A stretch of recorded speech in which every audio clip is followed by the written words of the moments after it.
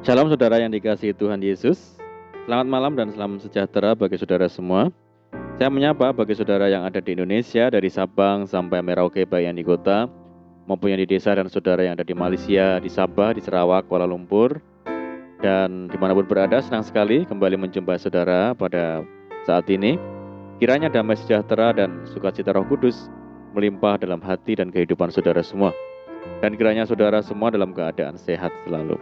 Selamat datang kembali di Pokok Anggur bersama saya Yosia Krisbianto. Mari saudara, sebelum kita bersama-sama merenungkan firman Tuhan, mari kita bersatu di dalam doa. Bapa di surga, Bapa yang baik, yang penuh dengan kasih karunia, Bapa yang kami muliakan, di dalam nama Tuhan Yesus, kami mengucap syukur karena pertolongan dan penyertaan-Mu yang di sepanjang hari ini, sehingga kami boleh dimampukan Tuhan untuk melewati hari ini, melakukan tugas dan tanggung jawab kami serta aktivitas kami. Semua karena berkat pertolongan Tuhan. Pada saat ini kami kembali rindu untuk merenungkan firman-Mu. Berbicaralah kepada kami ya Tuhan, urapi kami dan jamah hati kami, sehingga kami memahami maksud firman-Mu. Terima kasih Tuhan, kami siap merenungkan firman-Mu. Hanya di dalam nama Tuhan Yesus kami berdoa. Amin. Baik saudara, kita akan membaca bersama di dalam Ibrani 10 ayat yang ke-38. Tetapi orangku yang benar akan hidup oleh iman, dan apabila ia mengundurkan diri, maka aku tidak berkenan kepadanya. Saudara, pada umumnya semua orang pasti merindukan hari esok yang lebih cerah, suatu keadaan yang semakin hari semakin bertambah baik, bukan sebaliknya, mengalami kemerosotan atau kemunduran. Namun seiring berjalannya waktu, semakin kaki melangkah semakin berat tantangan yang harus dihadapi. Bagi mereka yang tidak mempunyai iman yang kuat, keadaan atau situasi berat yang ada semakin mempengaruhi hati dan pikiran mereka, sehingga tidak sedikit dari mereka yang tergoncang dan menjadi tawar hati. Di dalam situasi yang demikian, perlu sekali kita semakin mengaktifkan iman dan hidup di dalam iman kepada Tuhan Yesus.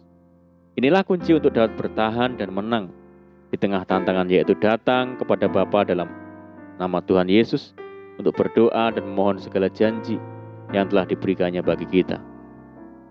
Karena itu marilah kita menghadap Allah dengan hati yang tulus ikhlas dan keyakinan iman yang teguh. Oleh karena hati kita telah dibersihkan dari hati nurani yang jahat, dan tubuh kita telah dibasuh dengan air yang murni. Saudara, tanpa iman tidak seorang pun dapat bertahan hidup dengan benar. Sebab selama di dunia ini, kita tidak akan bisa menghindarkan diri dari berbagai pencobaan, tekanan, himpitan, masalah, sakit penyakit, dan sebagainya. Seorang yang tidak benar tidak dapat hidup oleh iman, karena ia telah mengundurkan diri dari kasih karunia Tuhan dan hidup menurut kehendaknya sendiri, sehingga dengan akal dan kekuatan sendiri berusaha untuk menyelesaikan segala persoalan yang dihadapinya. Iman bukanlah tindakan nekat. Iman adalah dasar dari segala sesuatu yang kita harapkan dan bukti dari segala sesuatu yang tidak kita lihat. Meski berada di tengah tantangan yang berat sekalipun, orang yang memiliki iman tidak akan pernah menyerah kepada tantangan atau keadaan yang ada, apalagi sampai putus pengharapan, sebab ia berkeyakinan bahwa segala perkara dapat ditanggung di dalam Tuhan. Saudaraku, semua orang mengakui bahwa menjalani hidup di dunia ini membutuhkan perjuangan yang tidak mudah. Terlebih-lebih ketika COVID-19 sudah dinyatakan sebagai pandemi, suatu penyakit baru yang menyebar ke seluruh dunia. Pandemi ini benar-benar telah meluluh lantahkan tatanan ke segala bidang kehidupan manusia. Semua orang menjerit dan frustasi terkena dampaknya. Hari-hari manusia benar-benar diperhadapkan dengan pergumulan yang berat setiap saat, setiap waktu. Selain harus bergumul melawan permasalahan hidupnya, manusia juga harus bergumul melawan dosa. Firman Tuhan mengajarkan kita untuk tidak hanya fokus pada permasalahan-permasalahan di dunia ini, dipusingkan dengan masalah-masalah hidup di dunia yang sifatnya hanya sementara. Tetapi ada hal yang lebih penting yang harus menjadi perhatian dan prioritas hidup kita, yaitu perjuangan rohani. Berjuang melawan dosa, berjuang mengerjakan keselamatan yang telah kita terima. dan berjuang mempertahankan iman kita sampai akhir. Di dalam Yudas 1 ayat yang ketiga dikatakan, saudara-saudaraku yang kekasih, sementara aku bersungguh-sungguh berusaha menulis kepada kamu tentang keselamatan kita bersama, aku merasa terdorong untuk menulis ini kepada kamu dan menasihati kamu, supaya kamu tetap berjuang untuk mempertahankan iman yang telah disampaikan kepada orang-orang kudus. Perjuangan rohani inilah yang akan menentukan bagian kehidupan kita di masa depan, saudara.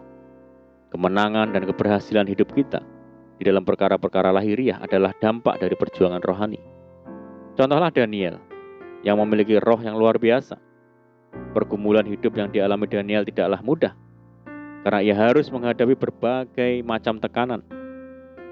Di dalam situasi ini, Daniel terus membangun iman, tetapi tidak menyurutkan semangatnya untuk bersekutu dengan Tuhan.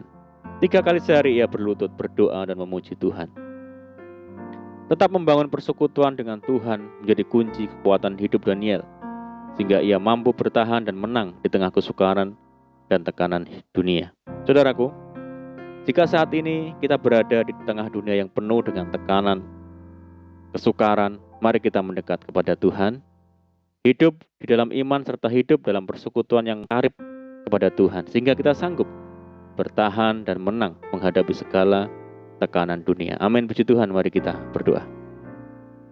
Bapa di surga, Bapa yang baik, Bapa di dalam nama Tuhan Yesus, terima kasih buat firman-Mu. Ajar kami untuk memiliki persekutuan yang karib dengan Tuhan, hidup dalam iman dan semakin mendekat kepada Tuhan, sehingga kami mampu bertahan dan menang di tengah tekanan dunia ini. Terima kasih ya Tuhan.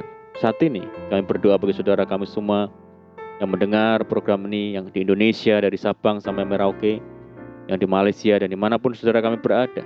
Mereka yang saat ini sakit, Tuhan sembuhkan di dalam nama Tuhan Yesus.